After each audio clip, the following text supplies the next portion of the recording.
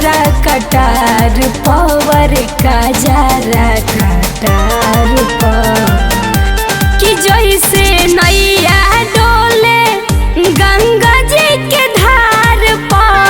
भतरा डोले सिंहार बना जैसे नैया डोले गंगा जी के धार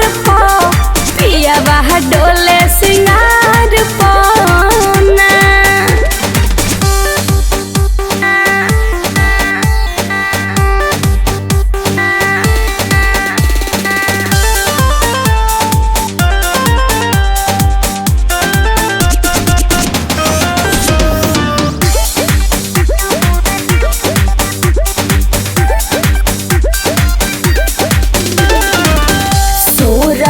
सिंगार सजावल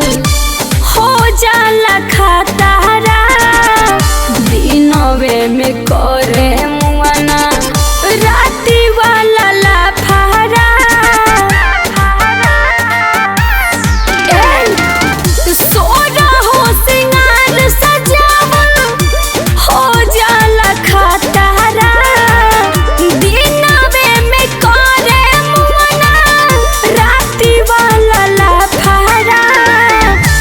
मनवा मोहाई जाला पीरावा के प्यार पवर राजा जी के प्यार कि जैसे नैया डोले गंगा जी के धार भतरा डोले सिंहार बना कि जैसे नैया डोले गंगा जी के धार पिया डोले सिंगार बना।